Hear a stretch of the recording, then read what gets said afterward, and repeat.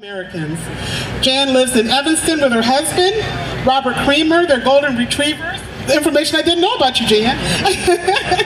Frankie and Ellie. And she has 3 marvelous children, Ian, Mary, and stepdaughter Lauren, and 6 exceptional grandchildren, Isabel, Eve, Lucy, William, Aiden, and Alice. She's a graduate of University of Illinois with a BS in elementary education. Please, everybody, bring your hands together. Bring your hands together. Jan Schakowsky, all right.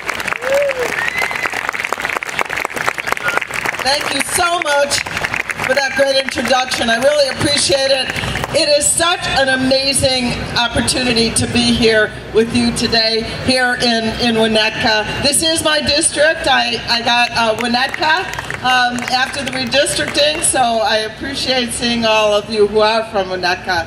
And I'm so proud to be here with such great civil rights leaders like Hillary Shelton. And I thank him so much, not only for the shout-outs, but the work that he does every single day, and for his agenda and our agenda of passing the new Voting Rights Act. And we can do it if we work together to make it happen. I'm also just so proud to be a partner of Open Communities, an organization that provides affordable housing, counseling services, advocacy to make the North Shore more inclusive. I want to give a special shout out to all those people who were here 50 years ago. And where are you? I understand many of you are under the tent, and thank you so much. This must feel really good, and the turnout here today makes us feel even better. We are lucky to live on the North Shore. I live in Evanston, home to a stunning lakefront and great parks like this, and great schools and beautiful neighborhoods and strong communities. And sometimes for many of us, it's hard to imagine this town or neighboring communities as inhospitable to minority populations, but it has not always been this way. News stories from the second decade of the 20th century highlight Wilmette residents' efforts to stop so-called the quote invasion unquote of African Americans to that village, and overt housing discrimination existed on the North Shore well into the 1960s. Real estate advertisements sometimes made it clear that non-white and non-Christian buyers would not be considered.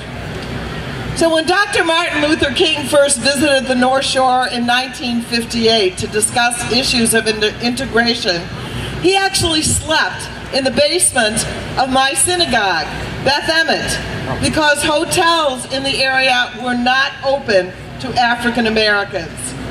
And so it's that type of discrimination that motivated a group of North Shore mothers to start the North Shore Summer Project. Wave your hand if you were among them.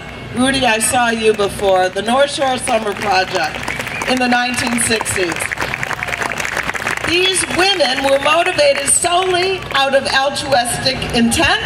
They realized that their children were being raised in closed neighborhoods, schools, and societies that just simply didn't represent the rich diversity of the United States. And integrated communities they saw would be stronger communities with more worldly residents and better places for their kids.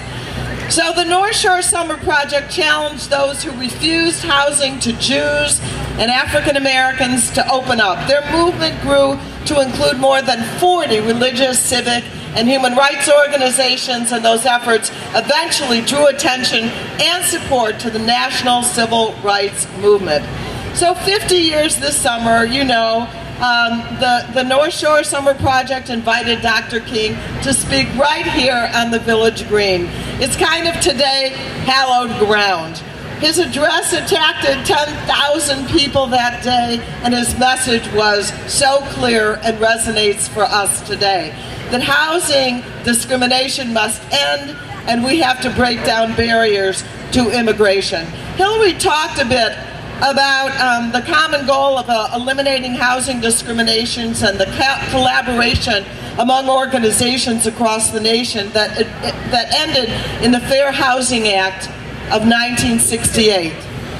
And that great victory, like so many, during the war on poverty, the Johnson years, that victory banning discrimination on the basis of race, color, religion, national origin, sex, disability, and familial status was representative of the activism that ushered in so many lasting changes during the 1960s.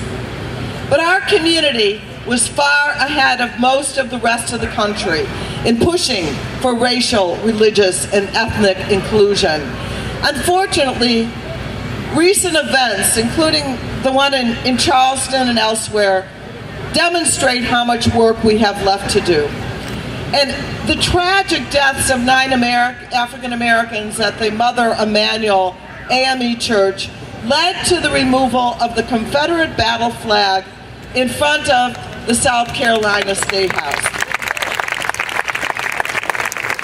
But I think the other thing that it did was display the support that there still remains for this symbol of racial hatred, even in the halls of Congress.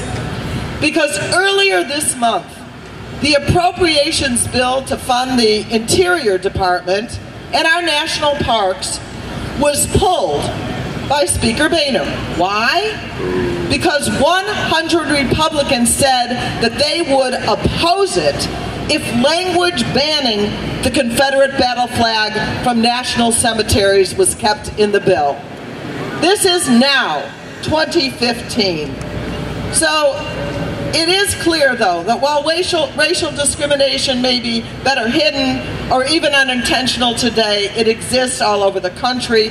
And last month, the United States Supreme Court ruled that the Fair Housing Act allows plaintiffs to challenge housing policies that have a discriminatory effect even without clear evidence that there was an intention to discriminate. And so this was a major, major victory. It kind of got lost on the day that we had another major victory where marriage equality was decided by the Supreme Court, but there it was, and there it lasts. So I just want to thank you once again, all of you who came out. We have the word to spread that there is still so much work to be done. And I want to thank you for all your efforts to make the North Shore and the entire country more open. And I pledge to work hand in hand with all of you to make sure that we achieve that goal. Thank you. Thank you.